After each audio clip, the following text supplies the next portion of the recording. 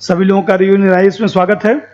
और आप लोग जो है पेपर कर लिए होंगे, तो पेपर जो आप लोग किए होंगे तो उसका जैसा मैं आंसर बता दूं जल्दी से। देखिए, पहला प्रश्न है कि भारतीय संविधान का अनुच्छेद 14 यह प्रतिपादित नहीं करता कि सभी कानूनों की सार्वभौमिक प्रासंगिकता है। बात सही है। सभी कानून समान रूप से थोड़ी लागू होगा। अरे भाई, रूल ऑफ लॉ में बताया था ना, समान के साथ समान व्यवहार, असमान के साथ असमान व्यवहार। ये तो सही है। राज्य को युक्तियुक्त और न्याय संगत आधारों पर व्यक्तियों को वर्गीकृत करने का अधिकार, ये भी बात सही है। इस तो व्याख्या भी तो करेगा। अरे भाई, बोला था ना कि क्योंकि लगा के नीचे वाला पढ़िए, नीचे वाला पढ़ के जो है इसलिए लगा के ऊपर वाला पढ़िए, सेट बैठ रहा है ना, व्याख्या करेगा। दूसरा प्रश्न चलिए, वित्तीय कारोबार की स्वतंत्रता पर प्रतिबंध लगाया जा सकता है, इनमें से कौन से प्रतिबंध शामिल हैं? तो उसमें रटना पड़ेगा, साधारण जनता के हितों में। ये तो सही है। लोक व्यवस्था शब्द और सदाचार नहीं लिखा है, इसलिए केवल एक ही लगेगा। तकनीकी योग्यता लिखता तो बात समझ में आ जाता। लोक व्यवस्था और सदाचार शब्द का प्रयोग नहीं है। बेयर एक्ट में जाकर देखिएगा, 19(1)(6) वित्तीय कारोबार की जो स्वतंत्रता है, तो 19(6) में जो प्रतिबंध है उसमें क्या क्या लिखा है, एक बार जाके पढ़िएगा। केवल एक आंसर होगा। आगे चलिए, अनुच्छेद 17 अस्पृश्यता के अंत की व्यवस्था करता है। 18 उपाधियों के लोग का, सही बात है। ऊपर दिए गए मूल अधिकार का उद्देश्य देश में विधि का शासन स्थापित करना है। इसका प्रयोजन विधि के समक्ष सभी नागरिकों को समान समझना है। बात सही है। तो दोनों सही है ना स्टेटमेंट इसमें।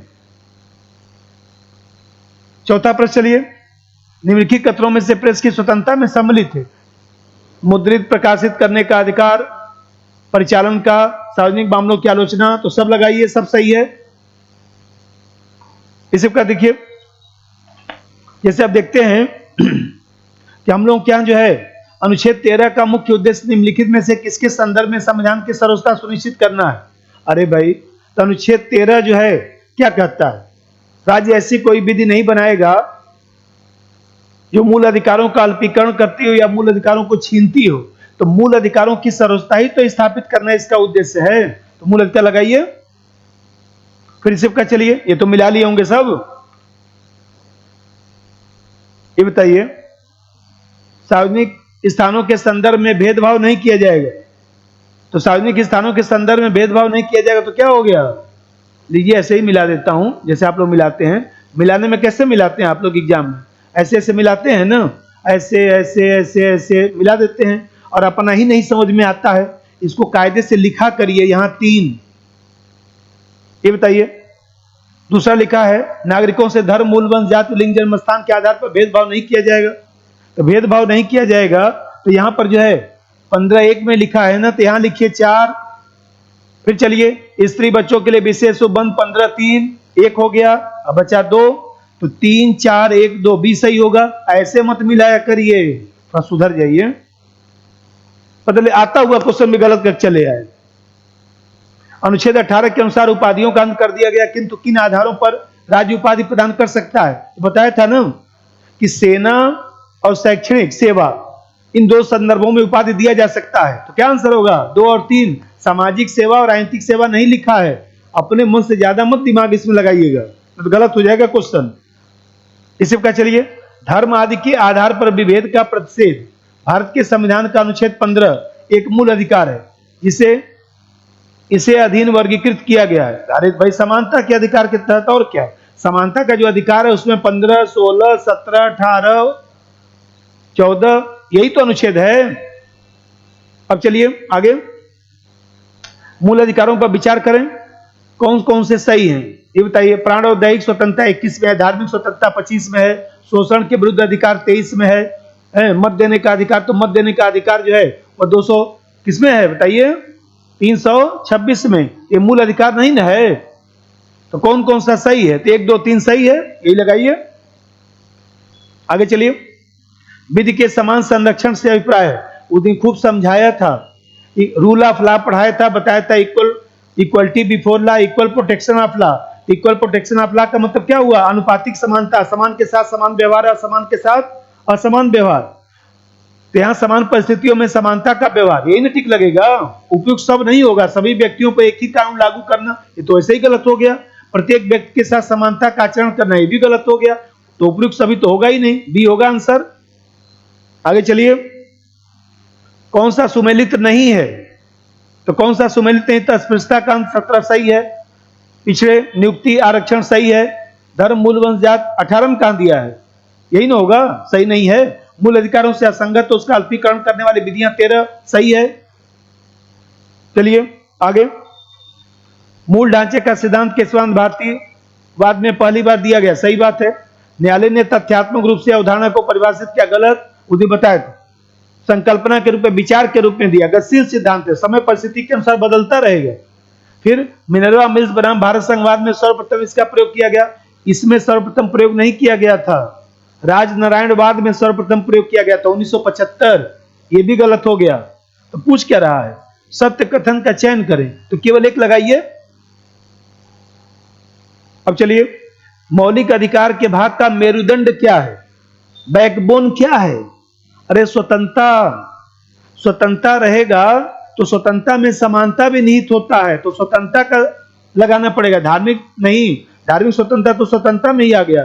शोषण के विरुद्ध अधिकार तो स्वतंत्रता जब देंगे तो परिस्थिति मुहैया कराएंगे, तो शोषण के विरुद्ध अधिकार तो वैसे ही हो गया। और अभी बताया कि स्वतंत्रता में समानता भी समाहित होता है, तो सबसे अच्छा आंसर क्या होगा? स्वतंत्रता का अधिकार।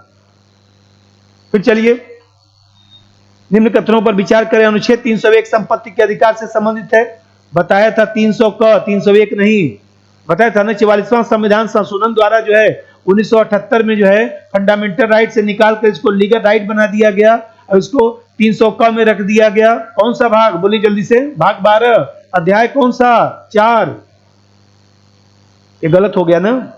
संपत्ति का अधिकार विधिक अधिकार के रूप में है, सही, ये गलत। कांग्रेस सरकार द्वारा इसे कानूनी दर्जा दिया गया, कांग्रेस सरकार द्वारा नहीं, जनता पार्टी सरकार द्वारा, तो ये भी गलत हो गया। तो असत्य कथन का चयन करना है, ये भी गलत कुछ लोग लगाए होंगे। तो असत्य कथन में क्या क्या हो गया? 1 और 3 सत्य लगा दिए होंगे कुछ लोग, 2। अब चलिए, 1995 में पारित अस्पृश्यता अपराध अधिनियम, 95 में नहीं 55 होना चाहिए, 1955, ये गलत टाइप हो गया है। 1955 में पारित अस्पृश्यता अपराध अधिनियम को वर्तमान में किस नाम से जाना जाता है? तो बोला था ना, वर्तमान में किस नाम से जाना जाता है? सिविल अधिकार संरक्षण अधिनियम। 1976 में इसका नाम बदल गया ना, ये वाला लगेगा डी। चलिए जरा सब आगे बढ़ा जाए। फिर अब हम लोग का क्लास जो है, बृहस्पतिवार है आज, तो हम लोग का क्लास जो है अब होगा कब? शनिवार को। बस ध्यान रखिए, ट्यूसडे को, फिर थर्सडे को, फिर सैटरडे को, ये 3 दिन क्लास आप लोगों का शाम को 7 बजे हुआ करेगा। और फिर आज जो पढ़ाऊंगा उसका टेस्ट कब होगा? सैटरडे को, परसों, ठीक है। अब जो आज पढ़ाऊंगा उसकी तैयारी करके रखिएगा, उसी का टेस्ट होगा। तो मैं उस दिन पढ़ाया था, मैं उस दिन आप लोगों को पढ़ाया था, हाँ, ये अनुच्छेद जो है 20 में पढ़ाया था, तो अनुच्छेद 20 पढ़ा दिया था। अब हम लोग जो है आज शुरू करेंगे अनुच्छेद 21, अनुच्छेद 21 शुरू करेंगे। तो हम बताएं कि जो अनुच्छेद 21 है उसकी मूल भावना क्या कहता है। तो अनुच्छेद 21 की मूल भावना जो है ये कहता है कि विधि द्वारा स्थापित प्रक्रिया से ही व्यक्ति के जीवन और व्यक्तिगत स्वतंत्रता को छीना जा सकता है। तो अनुच्छेद 21 समझने से पहले 2 चीज समझ लीजिए। एक तो होता है जुडिशियल रिव्यू। तो जुडिशियल रिव्यू की 2 प्रक्रिया है, एक है procedure established by law, procedure established by law, और दूसरा है ड्यू प्रोसेस ऑफ लॉ। एक दिन समझाया भी था, ड्यू प्रोसेस ऑफ लॉ। इसको बोलते हैं विधि द्वारा स्थापित प्रक्रिया, विधि द्वारा स्थापित प्रक्रिया। इसको बोलते हैं विधि की सम्यक प्रक्रिया, विधि की सम्यक प्रक्रिया। तो ये हमारे यहाँ जुडिशियल रिव्यू कहां से लिया गया है? अमेरिका से। और जुडिशियल रिव्यू की 2 प्रक्रिया विश्व में चलती है, फर्स्ट हो गया, सेकंड हो गया।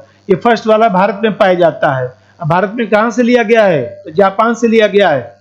तो ये विधि द्वारा स्थापित प्रक्रिया शब्द का उल्लेख कहां पर है? तो अनुच्छेद 21 में है। और इसका मतलब क्या होता है? इसका मतलब होता है लेटर ऑफ लॉ, कानून का शब्द, मतलब संविधान और कानून में जो लिखा गया है उसी के अनुरूप जो है न्यायालय व्याख्या करेगा, अपना दिमाग नहीं लगाएगा।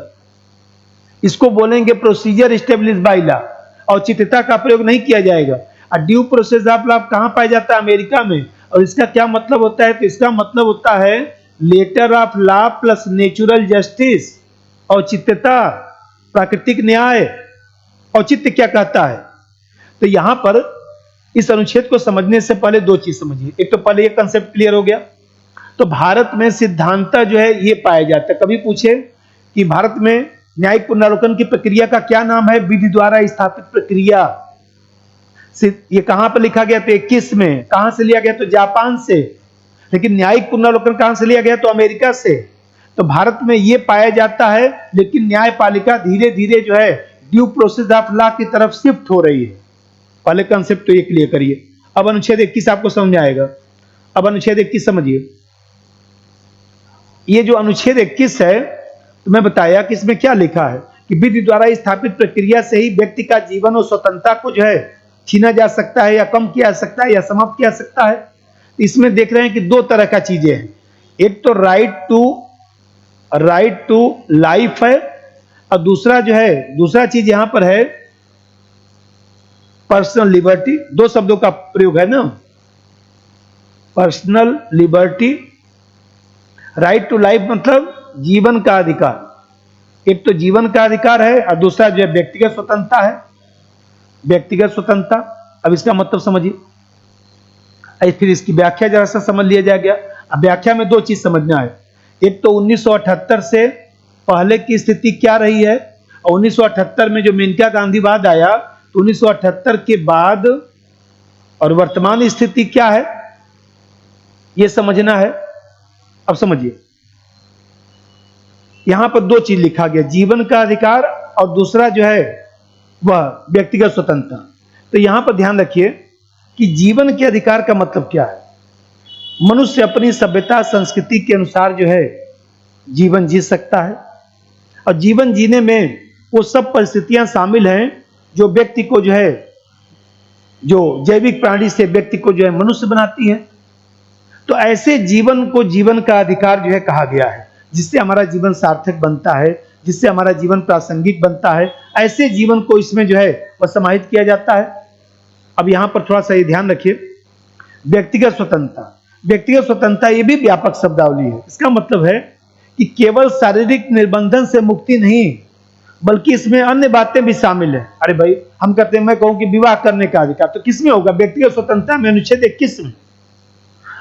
भाई बताइए, पाकिस्तान से सीमा आई, तो मान लीजिए सब करिए वो सचिन जी से विवाह कर ली, तो सचिन जी भी विवाह कर लिए, तो व्यक्तिगत स्वतंत्रता हुआ ना, कि हम पाकिस्तानी महिला से शादी करें कि नेपाली महिला से शादी करें, जिसकी इच्छा उससे शादी करिए। ये आपका जो है अनुच्छेद 21 के तहत आपका राइट है। तब देखते हैं कि व्यक्तिगत जीवन के अधिकार का मतलब क्या हुआ। सभी व्यक्ति अपनी सभ्यता संस्कृति के अनुसार जीवन जी सकते हैं, और इस जीवन, वर्तमान परिभाषा बोल रहा हूं, इसमें वो सब परिस्थितियां आ जाती हैं जो हमारे जीवन को अर्थपूर्ण बनाती हैं, प्रासंगिक बनाती हैं।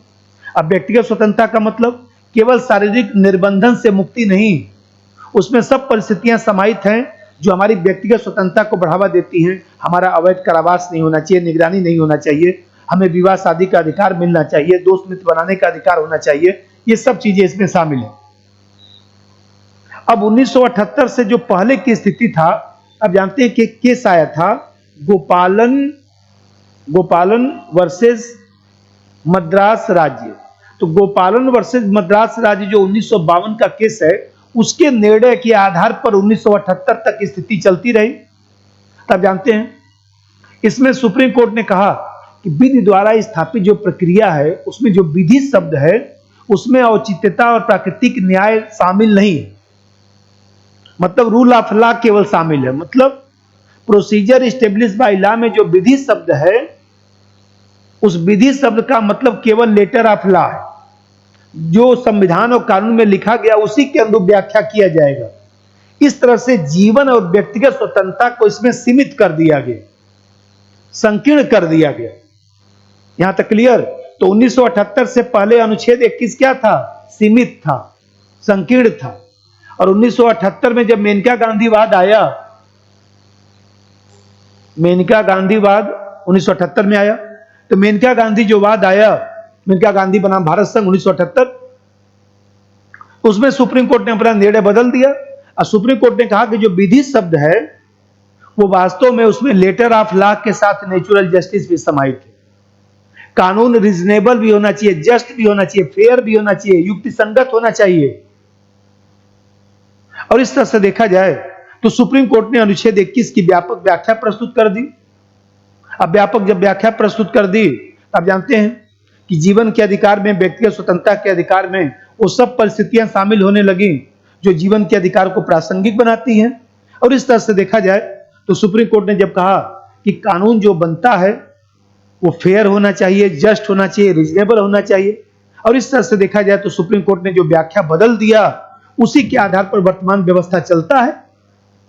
अब देखते हैं कि हमारे यहां जो है अब जितने भी अधिकार हैं, जैसे निजता का अधिकार किसमें 21 में, चिकित्सा का अधिकार, स्वच्छ पर्यावरण का अधिकार, जैसे देखिए इसीलिए शिक्षा के अधिकार को 21A में जोड़ा गया। 21A में जोड़ा गया 86वां संविधान संशोधन 2002 द्वारा 6 से 14 वर्ष के बच्चों के लिए निःशुल्क शिक्षा की जो व्यवस्था की गई, तो जो निःशुल्क शिक्षा की व्यवस्था की गई वो इसी में तो किया गया, क्योंकि कहीं न कहीं जो है सुप्रीम कोर्ट ने कहा कि भाई शिक्षा का अधिकार भी जो है जीवन के अधिकार के लिए समाहित है। अब जो निजता का अधिकार है वो भी 21 के तहत समाहित है, मेंस में आप लोग को पढ़ाया भी था।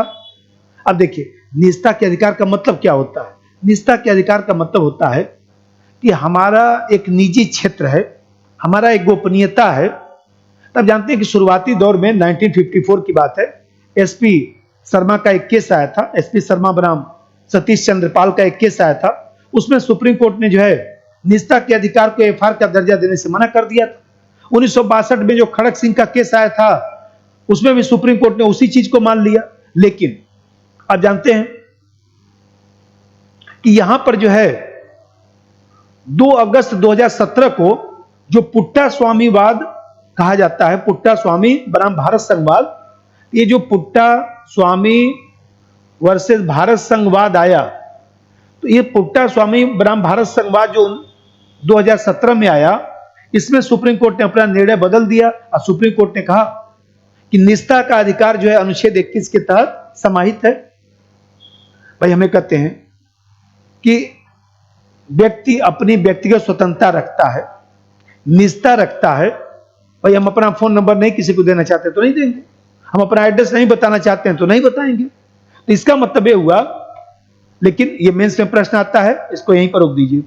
बस पीटी में केवल इतना जानिए कि निजता का अधिकार कहां है, तो अनुच्छेद 21 में है।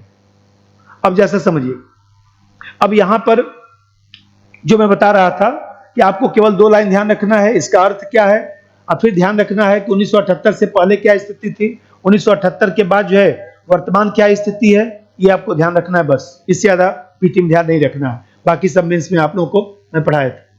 अब जैसा चलिए अनुच्छेद 22, अब अनुच्छेद 22 में समझिए। अब देखते हैं कि जो अनुच्छेद 22 है उसमें जो है अनुच्छेद 22 में क्या कहा गया है। 22 की जो मूल भावना है, गिरफ्तारी या निरोध से संरक्षण, गिरफ्तारी तथा निरोध से संरक्षण, ये लिखा गया है। तो इसमें 2 अनुच्छेद आपको ध्यान रखना है, 22(1) से लेकर 22(2) में जो प्रावधान किया गया है, और फिर जो है 22(3) से लेकर जो है वो 22(7) तक का जो प्रावधान है। तो यहां पर साधारण विधि के तहत जब गिरफ्तारी होती है, साधारण विधि के तहत गिरफ्तारी, जब साधारण विधि के तहत गिरफ्तारी होती है तो व्यक्ति को जो है 3 तरह की सुरक्षा दी जाती है। इसमें 2 तरह का प्रावधान हो गया, तो सामान्य विधि के तहत गिरफ्तारी हो गया, इसमें प्रिवेंटिव डिटेंशन की बात की गई है, निवारक निरोध की बात की गई है, इसमें निवारक निरोध की बात की गई है। तो अभी इसको समझाता हूं, इसका अर्थ क्या है, इसका क्या प्रावधान है, अभी समझाता हूं। तो यदि सामान्य विधि के तहत जो सीआरपीसी आईपीसी है, जो सामान्य विधि के तहत यदि किसी की गिरफ्तारी होती है तो उसमें 3 तरह की सुरक्षा दी जाती है। पहली सुरक्षा है कि प्रत्येक व्यक्ति को यथाशीघ्र उसकी गिरफ्तारी के कारण से अवगत कराया जाएगा। दूसरी सुरक्षा दी गई है कि वकील से परामर्श की सुविधा दी जाएगी, और तीसरी सुविधा दी गई है कि 24 घंटे के भीतर जो है मजिस्ट्रेट के सम्मुख प्रस्तुत किया जाएगा, लेकिन इसमें यात्रा का समय नहीं। कश्मीर से आपको लाया जा रहा है, आने में 2 दिन लग गया, बरसात हो रहा है, भूस्खलन हो रहा है, तो उस 2 दिन को छोड़कर 24 घंटा, 48 घंटा नहीं, ध्यान रखिएगा, 24 घंटे के भीतर मजिस्ट्रेट के सम्मुख प्रस्तुत किया जाएगा। गिरफ्तारी के बाद 24 घंटे के भीतर यात्रा का समय छोड़कर। अब जैसा समझिए, ये जो 3 सुविधाएं जो दी गई हैं, 1 2 3, ये 3 सुविधाएं जो है 2 तरह के व्यक्तियों को नहीं दिया जाता है। 2 तरह के व्यक्तियों को नहीं दिया जाता है। पहला व्यक्ति ऐसा जो शत्रु देश का नागरिक है, युद्ध के समय हम लोग शत्रु देश घोषित करते हैं, तो कोई शत्रु देश का नागरिक है तो उसको भी ये 3 सुविधा नहीं मिलेगा। और दूसरा, जो निवारक निरोध के तहत गिरफ्तार हुआ है। अब निवारक निरोध है क्या, थोड़ा सा इसको समझिए। प्रिवेंटिव डिटेंशन का मतलब होता है कि किसी व्यक्ति को अपराध करने की प्रत्याशा में पहले ही गिरफ्तार कर लेना। तब जानते हैं कि यह भी एक प्रकार से पनिशमेंट थ्योरी है। जैसे आप लोग पढ़ते होंगे ना, आप लोग जीएस में पढ़ते होंगे कि पनिशमेंट जो थ्योरी होता है उसमें एक तो होता है रिट्रीब्यूटिव थ्योरी, एक होता है प्रिवेंटिव थ्योरी, एक होता है जो है डिटेंट थ्योरी। रिट्रीब्यूटिव का मतलब जैसे को तैसा, प्रिवेंटिव थ्योरी का मतलब होता है कि प्रिवेंट कर देना, कुछ ऐसा उपाय बना देना जिससे अपराध न हो। और डिटेंट थ्योरी का मतलब कि भय पर आधारित दंड का सिद्धांत। इसका मतलब होता है कि जैसे किसी व्यक्ति ने कोई अपराध किया तो उसको इतना दंड दे दीजिए कि देखने वाले लोग कांप जाएं। मान लीजिए पार्क में सबको बुलाकर किसी ने जगह में अपराध कर दिया, किसी ने बलात्कार कर दिया, किसी ने कुछ कर दिया, कुछ मत करिए। पार्क में 1 लाख लोगों को बुलाइए, बड़ा वाला जो पार्क बना है अहमदाबाद में, और उसी में खौलते तेल में उसको फेंक दीजिए। अब 1 लाख लोग देखेंगे तो वो तो ऐसी गलती नहीं कर सकते ना। इसको बोलेंगे डिटेरेंट थ्योरी। लेकिन ये प्रिवेंटिव थ्योरी या पनिशमेंट से संबंधित है। इसका मतलब है किसी व्यक्ति को अपराध करने की प्रत्याशा में पहले ही गिरफ्तार कर लेना। और यह समवर्ती सूची का विषय है। इसमें केंद्र और राज्य दोनों सरकार कानून बना सकते हैं, और ऐसा जो कानून है वो राज्य की सुरक्षा, आवश्यक वस्तुओं सेवाओं की आपूर्ति, प्रतिरक्षा, इसके संदर्भ में बनाया जाता है। आप जानते हैं कि यहां पर जो है, यहां पर भी 3 तरह की, एक प्रकार से जो प्रिवेंटिव डिटेंशन के तहत कोई व्यक्ति गिरफ्तार हो गया तो प्रिवेंटिव डिटेंशन के तहत, इसका एक उदाहरण भी लिखिएगा, नोट्स भेजा हूं आप लोग को टेलीग्राम पर, सब लोग टेलीग्राम से जुड़ जाइए। टेलीग्राम पर नोट्स भेजता हूं, उसमें से उसको उतार लिया करिए। इसका उदाहरण सब लिख रखा हूं। सबसे पहले जो है वो प्रिवेंटिव डिटेंशन एक्ट कब बना था, 1950 में बना था, उसके बारे में पढ़ लीजिएगा। फिर मिसा बना था, वही लालू जी का, लालू जी जिसमें गिरफ्तार हुए थे, maintenance of internal security act, तो उसी समय गिरफ्तार थे, तभी तो उनके बिटिया का जन्म हुआ, तभी तो मिसा भारती नाम रखा गया। आप जानते हैं कोफे पोसा, उसके बारे में पढ़ लीजिएगा। और देखिए इसमें ध्यान रखिए कि थोड़ा सा लेटेस्ट वाला भी पढ़ना चाहिए। जैसे मान लीजिए टाडा है, वो भी थोड़ा सा पढ़ लीजिएगा, पोटा है वो भी पढ़ लीजिएगा, लिखा हूं सब नोट्स में, उसमें जाके पढ़ लीजिएगा। और फिर यूएपीए, अब जैसे अभी चर्चा चलता है यूएपीए का, यूएपीए, इस यूएपीए को भी पढ़ लेना। यूएपीए मतलब अनलॉफुल एक्टिविटी प्रिवेंशन एक्ट। आप जानते हैं कि सबसे पहले यूएपीए कब बना था, 1967 में बना था। और जानते हैं कि 2019 में जो है इसमें संशोधन किया गया। तो क्या क्या संशोधन किया गया, थोड़ा सा उसको पढ़ लीजिएगा, उसी नोट्स में आप लोग के लिख रखा हूं। और फिर एक चीज और भी ध्यान रखना चाहिए, जब कोई चीज पढ़ते हैं ये भी ध्यान रखना है, अभी मैं बताया कि समवर्ती सूची का विषय है, तो केंद्र सरकार भी कानून बना सकता है, राज्य सरकार भी कानून बना सकता है। तो केंद्र सरकार ने सब पोटा, टाडा, कोफे पोसा, एस्मा, ये सब कानून बनाया। और राज्य सरकार ने देखिए, महाराष्ट्र ने जो है मकोका कानून बनाया, Maharashtra control of organised crime act. जैसे अभी कल की बात है 18 जुलाई 2023, Rajasthan control of organised crime act बनाया गया, रकोका बनाया गया। ये जो रकोका बनाया गया, ये भी ध्यान रखिए कि राजस्थान सरकार ने बनाया है। अभी गवर्नर की मंजूरी नहीं मिली है, लेकिन मान के चलिए कि कानून बन ही गया है। गवर्नर की मंजूरी नहीं मिली है, लेकिन विधानसभा ने उसको पारित कर दिया है। तो अब समझिए यहां पर जो है, यदि मान लीजिए निवारक निरोध कानून के तहत किसी की गिरफ्तारी हुई है तो उसको भी सुरक्षा दिया गया है। पहला सुरक्षा तो यह दिया गया है कि उस व्यक्ति को जो है 3 माह तक सामान्य रूप से गिरफ्तार करके रखा जा सकता है। इसके बाद यदि गिरफ्तार करके रखना होगा तो सलाहकार बोर्ड बनाने की आवश्यकता होती है, और इस बोर्ड का अध्यक्ष हाई कोर्ट का वर्तमान या भूतपूर्व न्यायाधीश ही हो सकता है। लेकिन एक चीज ध्यान रखिए कि 44वां संविधान संशोधन 1978 द्वारा 3 माह की अवधि को घटाकर 2 माह कर दिया गया, लेकिन व्यवहार में ये 2 माह वाला लागू नहीं है। तो कभी 2 माह भी दे तब भी वो सही हो जाएगा, क्योंकि है ही है, लेकिन लागू नहीं किया गया। किसी चीज को लागू करने के लिए एक आदेश निकाला जाता है। तो पहला चीज तो ये हुआ। दूसरा चीज ये है, यहां ये भी ध्यान रखिए कि संसद चाहे तो कानून बनाकर गिरफ्तारी की अवधि को निश्चित भी कर सकती है। जैसे मीसा कानून में गिरफ्तारी जो है 21 माह तक निश्चित कर दिया गया था। तो संसद चाहे तो ऐसा कानून भी बना सकती है। अब फिर दूसरा चीज देखिए, दूसरा जो इसमें जो सुरक्षा दिया गया, तो पहला तो मैं बता दिया। दूसरी जो सुरक्षा दी गई कि सामान्य रूप से गिरफ्तारी के कारण से अवगत नहीं कराया जाएगा, मतलब कारण बताना आवश्यक नहीं है, बताया जा सकता है लेकिन बाध्यता नहीं कि कारण बताया जाएगा, जैसे साधारण विधि के तहत गिरफ्तारी में बाध्यता था। और तीसरा चीज, नंबर 3, तीसरा चीज क्या है, बंदी व्यक्ति को सरकार के निर्णय के विरुद्ध अपील करने का अवसर भी दिया जाता है। 3 बातें हैं।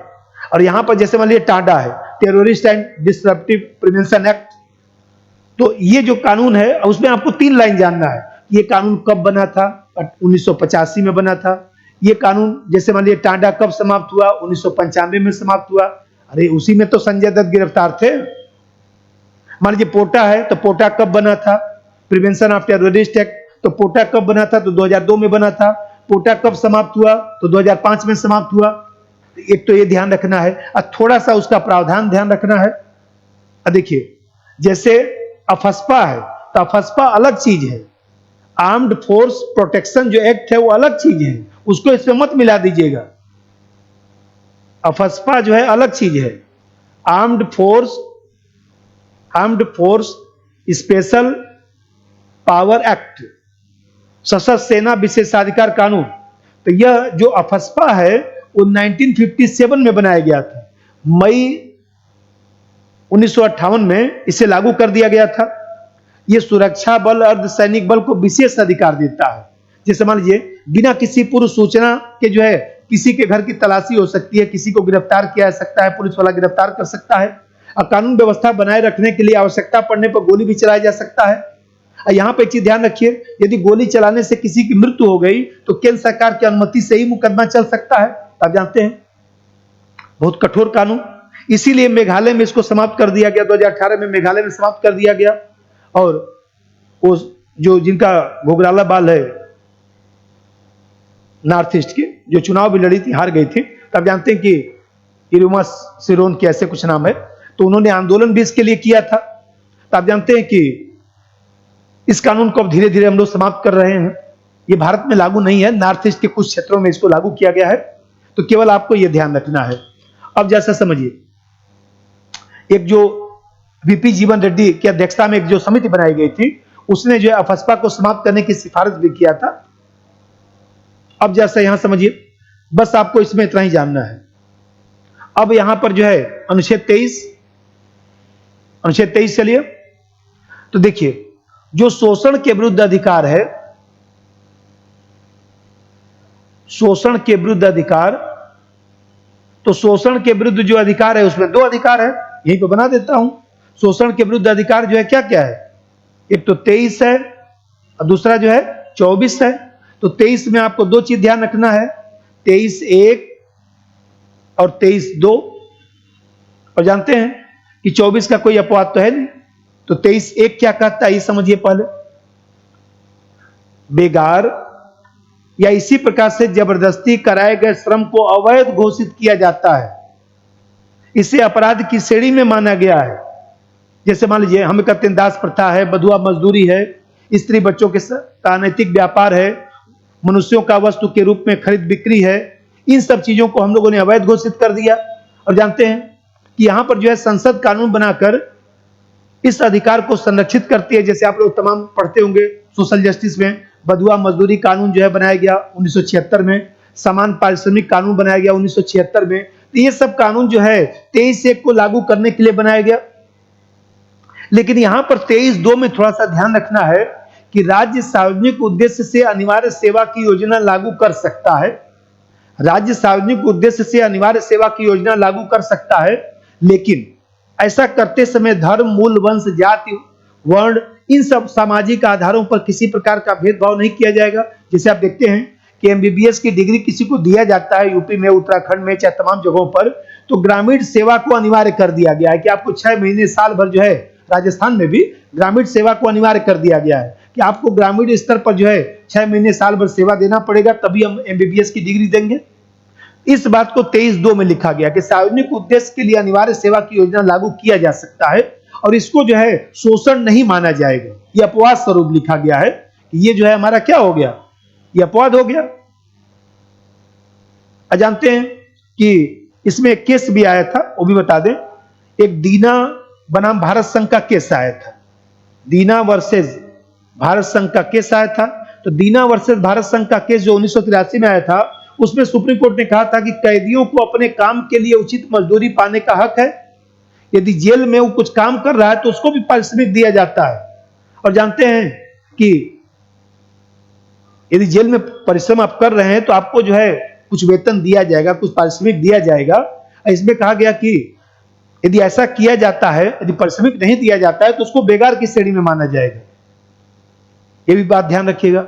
अब अनुच्छेद 24 में आप पढ़ते हैं तो 24 में तो ज्यादा आपको पढ़ना नहीं है, क्योंकि 24 में आप जानते हैं कि 14 वर्ष से कम आयु के बच्चों को कारखानों, खानों या अन्य जोखिम भरे कार्यों में नियुक्त नहीं किया जा सकता है।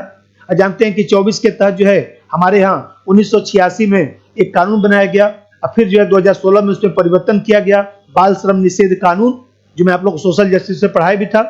तो बाल श्रम निषेध कानून थोड़ा सा उसको भी पढ़ लेना है।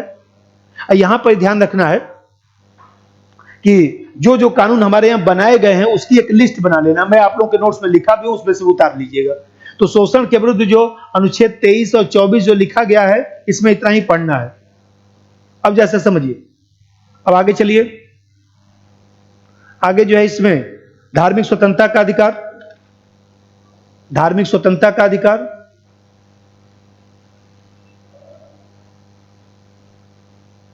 तो जो धार्मिक स्वतंत्रता का अधिकार है इसमें 25 से लेकर 28 तक अनुच्छेद है।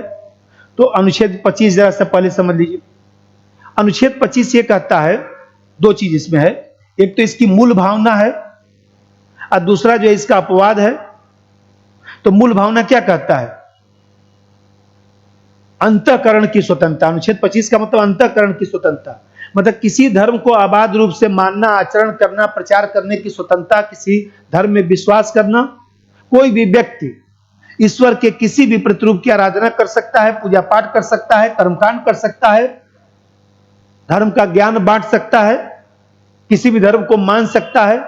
यह सब जो है अनुच्छेद 25 के तहत उसको अधिकार है। और यहां पर जो है वो देखा जाए, एक केस आया था सुप्रीम कोर्ट का, 1954 का केस था, रतिलाम केस उसको कहा जाता है। तो रतिलाम केस में सुप्रीम कोर्ट ने कहा था कि अंतःकरण की जो स्वतंत्रता है किसी एक धर्म के लिए नहीं बल्कि सभी के लिए समान रूप से उपलब्ध है। रतिलाम पाना नंद गांधी वर्सेस बॉम्बे राज्य 1954 का केस है। उसमें सुप्रीम कोर्ट ने कहा कि सभी धर्मों के लिए समान रूप से दिया गया है। और जानते हैं कि एक केस और आया था, 1977 का केस है। तो 1977 के केस में जो है वो केस का नाम था स्टैनली स्लास वर्सेस एमपी राज्य, मध्य प्रदेश राज्य, 1977 का केस है। इस केस में जो है 25(1) की व्याख्या की गई और इसमें धर्मांतरण का अधिकार कहा गया कि धर्मांतरण का अधिकार ये प्रदान नहीं करता है बल्कि केवल अपने धर्म के सिद्धांतों के प्रसार का अधिकार देता है। भारत में स्वैच्छिक धर्मांतरण ही मान्य है। मान लीजिए हम स्वेच्छा से चाहें तो मुस्लिम धर्म ग्रहण कर सकते, कोई दिक्कत की बात नहीं। और इसी पहलू को सुप्रीम कोर्ट ने 2022 में स्पष्ट किया है और इसीलिए सुप्रीम कोर्ट ने बम्बई वाद में निरपेक्षता को जो है आधारभूत ढांचे के रूप में स्वीकार किया। तो पहले तो ये कंसेप्ट जानना है। और यहां पर जो अपवाद है, अपवाद का मतलब यहां पर प्रतिबंध समझिए, प्रतिबंध लिखेंगे ज्यादा अच्छा रहेगा, अपवाद नहीं प्रतिबंध। इस पर क्या क्या प्रतिबंध लगाया गया है तो देखिए, पहला प्रतिबंध तो यह है कि धर्म के नाम पर ऐसी आप कार्रवाई नहीं कर सकते जो सार्वजनिक व्यवस्था और स्वास्थ्य के विरुद्ध हो। तो यहां पर लोक स्वास्थ्य, सदाचार, इन सब चीजों के आधार पर जो है आपके धार्मिक क्रियाकलाप पर प्रतिबंध लगाया जा सकता है। ये नहीं कि जो है 100 अगरबत्ती जला दिए कि अगल बगल लोग परेशान हो गए, तेजी से पूरा हनुमान चालीसा भयंकर सुन रहे हैं, अगल बगल के लोग भी 4 बजे भोर में जग गए, ऐसा नहीं कर सकते। और दूसरा चीज, समाज कल्याण और सुधार करते समय सामाजिक कुरीतियों को अवैध घोषित किया जा सकता है। जैसे मान लीजिए शनि सिंगनापुर के मंदिर में महिलाएं नहीं जा सकती, पहले था ना, अब सुप्रीम कोर्ट ने कहा क्यों नहीं जा सकती भाई, अनुच्छेद 25 के तहत इनको अंतःकरण की स्वतंत्रता दिया तो गया है। केरल में बहुत सारे मंदिरों में महिलाएं नहीं जाती थी, तो देखा जाए तो भी सब अधिकार दे दिया गया, क्योंकि वह हमारे मानव अधिकार की भावना से मेल नहीं खाता है। और तीसरा जो चीज है कि धर्म से संबंधित जो है आर्थिक वित्तीय क्रियाओं का नियमन सार्वजनिक हित में किया जा सकता है। जैसे वैष्णो देवी है, जामा मस्जिद है, काशी विश्वनाथ है। ये बताइए, काशी विश्वनाथ में इतना पैसा आ रहा है तो पंडित जी के लिए पैसा आ रहा है, अरे भाई विश्वनाथ बाबा के लिए पैसा आ रहा है, शंकर भगवान के लिए आ रहा है, तो जनता के कल्याण में वो पैसा खर्चा होना चाहिए। पंडित जी बोरा भर में थोड़ा लेके जाएंगे, हम लोग शंकर भगवान को चढ़ा के ना आते हैं। जामा मस्जिद में पैसा आता है खाड़ी देशों से, तो इसमें जो है मौलवी साहब को थोड़ा पैसा दिया जाएगा। अरे भाई वो पैसा जामा मस्जिद के लिए आता है, तभी तो देखिए जामा मस्जिद का तमाम जो है कॉलेज चलता है, तमाम उनका जो है भोजनालय चलता है, तमाम स्कॉलरशिप प्रोग्राम चलता है, इसीलिए तो चलता है। तो अनुच्छेद 25 का मतलब ये हुआ। यहां पर ध्यान रखिए, धर्म परिवर्तन करने के लिए किसी को बाध्य नहीं कर सकते, बलपूर्वक जो है धर्मांतरण पर प्रतिबंध लगाया गया है। और यहां एक चीज और ध्यान रखिए कि हिंदू शब्द के अंतर्गत बौद्ध, जैन, सिख धर्म के लोग भी आते हैं, उनको अलग से नहीं माना जाता है संविधान में। हिंदू शब्द के तहत बौद्ध, जैन, सिख लोग भी आते हैं। और एक चीज और ध्यान रखिए, सिख लोगों द्वारा अपना कृपाण, जो कृपाण उनका होता है, कृपाण धारण करना या उसको लेकर चलना जो है धर्म का अभिन्न अंग है, तो वो भी इसमें जो है सहमति दी गई है, ये ध्यान रखिएगा। अब यहां पर जो है वो देखा जाए तो अनुच्छेद 26 क्या कहता है, देखिए आपको 2 लाइन केवल ध्यान रखना है। 26 जो है वो देखा जाए तो यहां पर 26-25 का ही व्यापक स्वरूप है। इसमें धार्मिक कार्यों का प्रबंधन, पोषण, संपत्ति का अर्जन, इन सब चीजों की स्वतंत्रता दी गई है। जैसे रामकृष्ण मिशन है, आनंद मार्ग है, इस तरह की जो संस्थाएं हैं। लेकिन हां, इस पर भी प्रतिबंध है। कौन सा प्रतिबंध? अभी जो तीनों प्रतिबंध बताया था, लोक व्यवस्था, सदाचार, स्वास्थ्य, इस संदर्भ में जो है प्रतिबंध लगाया जा सकता है। तो धार्मिक प्रयोजन के लिए संस्थाओं की स्थापना किया जा सकता है, अपने धर्म विषय कार्यों का प्रबंधन किया जा सकता है, जंगम और स्थावर संपत्ति का अर्जन और स्वामित्व किया जा सकता है, और ऐसी संपत्ति का विधि के अनुसार प्रशासन करने का भी अधिकार दिया गया है। लेकिन अभी जो प्रतिबंध बता रहा था वो सब प्रतिबंध अनुच्छेद 26 पर भी लागू होता है। अनुच्छेद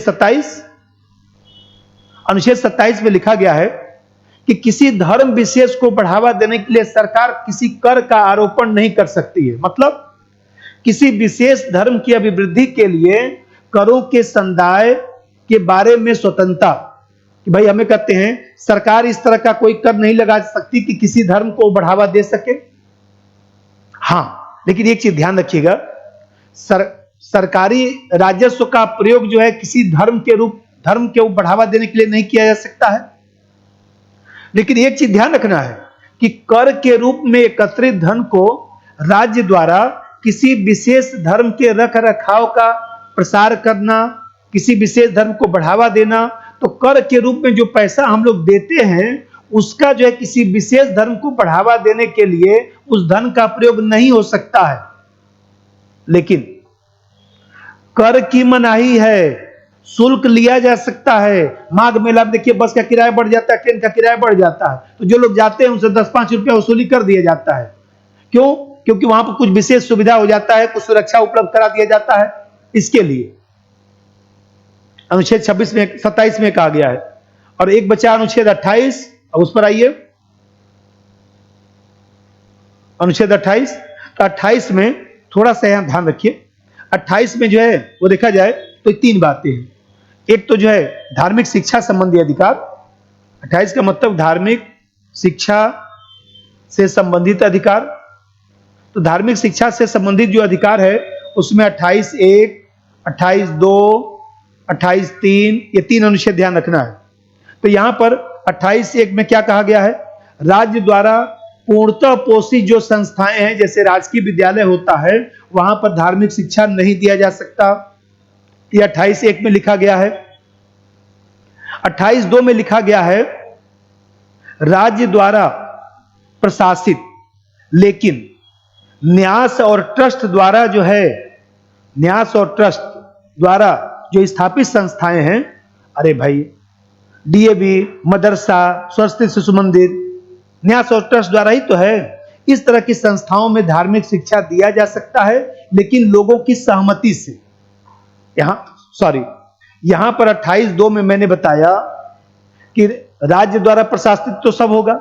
एक लाइन ध्यान रखना है कि न्यास और ट्रस्ट द्वारा जो भी स्थापित संस्थाएं हैं, वहां पर धार्मिक शिक्षा दिया जा सकता है, कोई प्रतिबंध नहीं, लोगों की सहमति की जरूरत नहीं है, वहां पर धार्मिक शिक्षा दिया जा सकता है। जैसे डीएवी है, मदरसा है, सरस्वती शिशु मंदिर है, वहां पर धार्मिक शिक्षा दिया जा सकता है।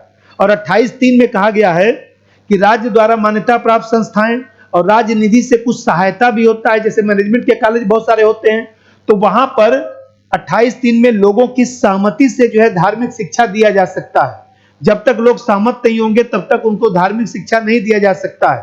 तो यहां पर ध्यान रखिए कि 28 में जो है शिक्षण संस्थाओं में धार्मिक शिक्षा या धार्मिक उपासना में उपस्थित होने के बारे में जो है वो स्वतंत्रता का प्रावधान है। और उसमें मैं 3 अनुच्छेद बताया, 28(1), 28(2), 28(3), थोड़ा बेयर एक्ट में भी देख लीजिएगा और इसको पूरा लिख डालिएगा। फिर हम लोग जो है अब परसों फिर मिलते हैं सैटरडे को। तब तक इसको पढ़कर इसका टेस्ट 6:30 बजे मैं पेपर टेलीग्राम पर डाल दूंगा, सब लोग टेलीग्राम से जुड़ जाइए। और अच्छा लगे तो थोड़ा वीडियो शेयर और भी कर दीजिए इधर उधर अपने मित्र दोस्तों को। सभी लोगों का धन्यवाद।